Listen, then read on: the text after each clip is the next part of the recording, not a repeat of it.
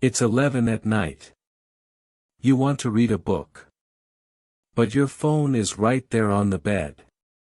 So you pick it up. 1 minute becomes 30. Sound familiar? Most people think this happens because they are lazy or weak. But that's not true. It happens because of your environment, the things around you, and where you put them. Here's a simple fact: you check your phone about 80 times a day. Not because you really want to, but because it's easy to reach. So what if you just moved it? Put it in another room at night. That one small change can help you read more, sleep better, and feel less stressed.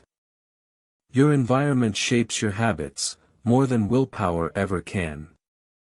The reason is simple. Willpower is limited. It runs out. But your environment? Your environment works for you or against you every single minute of every single day, even when you are not thinking about it. Let's start with the cost of not understanding this. Think about the last time you said, "I'll eat healthier this week." You meant it. You really did. But then you opened the kitchen cupboard and saw a bag of chips sitting right at eye level. And you ate them. Not because you are weak. Because the chips were there. Or maybe you said, "I'm going to read more books this year." But your phone was always on the table next to your chair. And every time you sat down to read, you picked up the phone instead. Again, not because you lacked discipline. Because the phone was closer. This is what experts call the path of least resistance. Your brain always chooses the easiest option available. If the easy option is bad for you, you will choose it. If the easy option is good for you, you will choose that instead. It really is that simple. So the problem is not you. The problem is your environment. And the good news is, you can change your environment. Today. Right now. Without needing more motivation or more willpower. Now let's talk about the solution. The idea is called environment design. This means you deliberately arrange the spaces around you to make good habits easier and bad habits harder. You are not fighting your brain. You are working with it. James Clear, the author of the popular book, Atomic Habits, explains it this way. Every habit has a cue, something that triggers the behavior. If you change what you see, touch, and interact with every day, you change the cues. And when the cues change, the habits change. Here is a powerful example. Researchers at Google did an experiment in their office cafeteria. They moved the water bottles to eye level and put the sugary drinks on the bottom shelf. They moved the fruit to the front of the counter and put the candy at the back. Within just 1 month, water consumption increased by 47% and employees ate 9% less candy. Nobody was told to change. The environment changed instead. Now let's go through the step-by-step guide. These are specific, practical actions you can take to redesign your environment and build better habits. Step 1. Make good habits visible. Every morning, before you check your phone, you should see a visual reminder of the habit you want to build. If you want to exercise, put your gym shoes right next to your bed, not in the closet, not by the door, but right next to where you sleep. When you wake up and see them, your brain gets a cue. The habit becomes easier to start. If you want to drink more water, put a full glass of water on your desk or kitchen counter the night before. When you walk into the room in the morning, it is already there. You do not have to think. You just drink. If you want to read more, Put a book on your pillow every morning before you leave your bedroom. When you come back at night, you will see it. The cue is already waiting for you. Step 2. Make bad habits invisible. This is just as important as step 1. Every evening, before you go to sleep, remove the things that trigger your bad habits from your immediate environment. Put your phone in another room, or at least across the room from your bed. Studies show that people who sleep with their phone on their nightstand check social media an average of 4 times during the night. That is 4 disruptions to your sleep, and 4 times you start a habit loop you did not choose. If you eat too much junk food, do not buy it. If it is not in your home, you cannot eat it. This sounds obvious, but most people try to resist the food while it is sitting in their kitchen. That is exhausting. Remove it instead. If you spend too much time watching television, put the remote control in a drawer in another room. Make it just a little bit harder to start. That small amount of friction is often enough to break the automatic habit. Step 3. Change the context.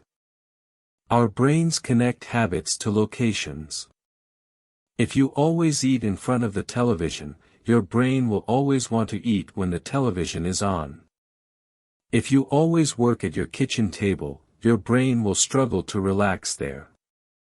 Try to give different activities their own specific places. For example, if you want to build a reading habit, choose one specific chair in your home that is only for reading. No phone, no food, no television in that chair. Just reading. Over time, sitting in that chair will automatically make you want to read. The location becomes the cue. Step 4. Use the 2-minute rule for setup. Every evening, spend exactly 2 minutes preparing your environment for the next morning. Lay out your workout clothes. Put your vitamins on the counter. Open the book to the page you left off. Place your journal and a pen on the table. 2 minutes of preparation can completely change how your next day begins. Step 5. Stack your habits with your environment. Habit stacking means connecting a new habit to something you already do automatically.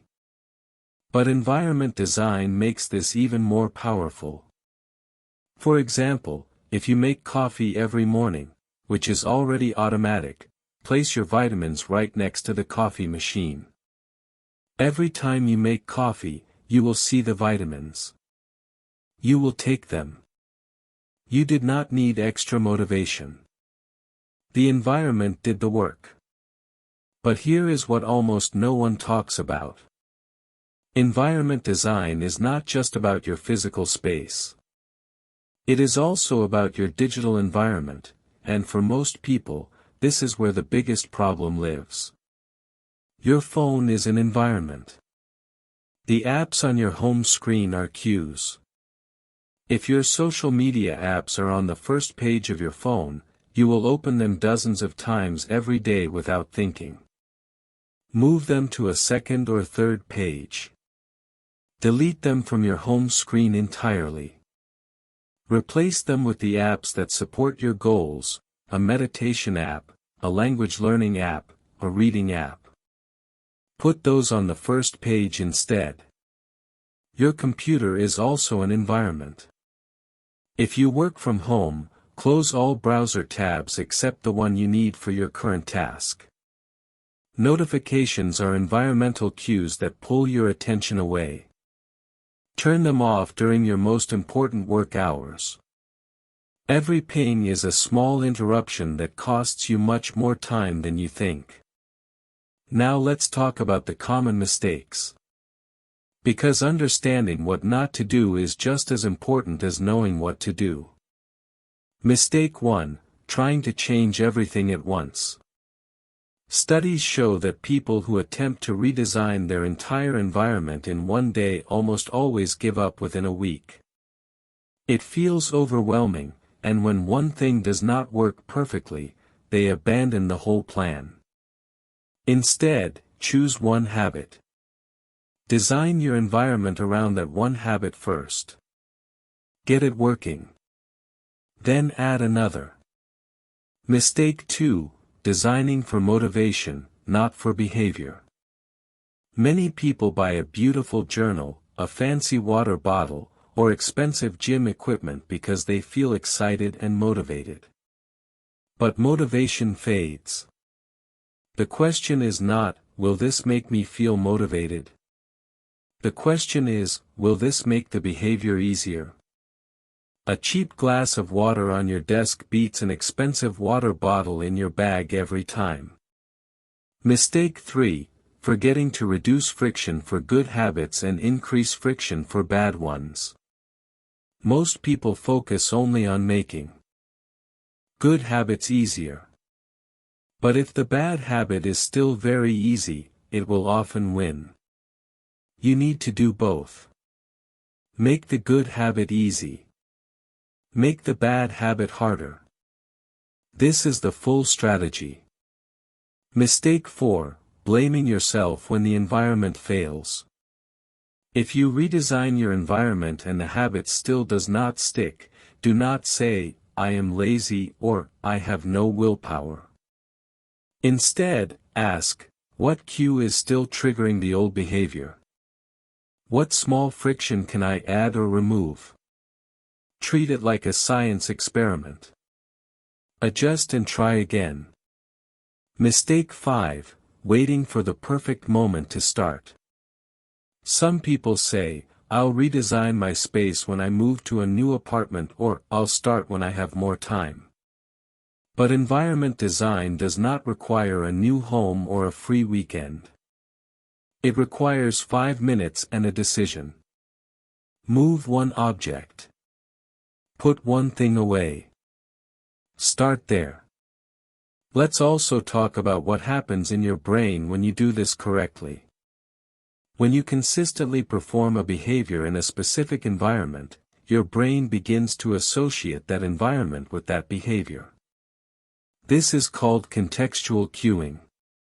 After enough repetitions, simply entering the environment begins to activate the habit, automatically, without effort. This is why athletes perform better in their home stadium. This is why you feel sleepy when you get into bed, even when you were not tired a moment before. And this is why you can use the same principle to build the life you want, one small environmental change at a time. The most successful people in the world are not the ones with the most willpower. They are the ones who have built environments where the right choice is also the easy choice. They do not resist temptation through strength. They remove temptation through design. Now, here is your 7-day challenge. Each day, you will make one small change to your environment. Just one. That is all. Day 1, move your phone out of your bedroom tonight. Charge it in another room. Day 2, put a glass of water on your desk or kitchen counter before you go to sleep. Day 3, place the book you want to read on your pillow. Day 4, move one unhealthy snack out of your home or put it somewhere inconvenient. Day 5, choose one chair or corner that will be your focus space, and keep it clear of distractions. Day 6, rearrange your phone home screen so your most useful app is in the first position. Day 7, spend 2 minutes before bed preparing your environment for the next morning. 7 days. 7 small changes. You will not recognize how different your mornings feel by the end of the week. Or, if 7 days feels like too much right now, here is the one simple action to start today. Before you go to sleep tonight, put one thing that supports a good habit somewhere you will see it first thing in the morning. Just one thing. A book, a glass of water, your running shoes. That is it. That is your starting point. Your environment is speaking to your brain every single moment. The question is, what is it saying? Is it saying, stay comfortable, stay the same? Or is it saying, here is who you are becoming? You have the power to choose the message. And it starts with one small change to the space around you.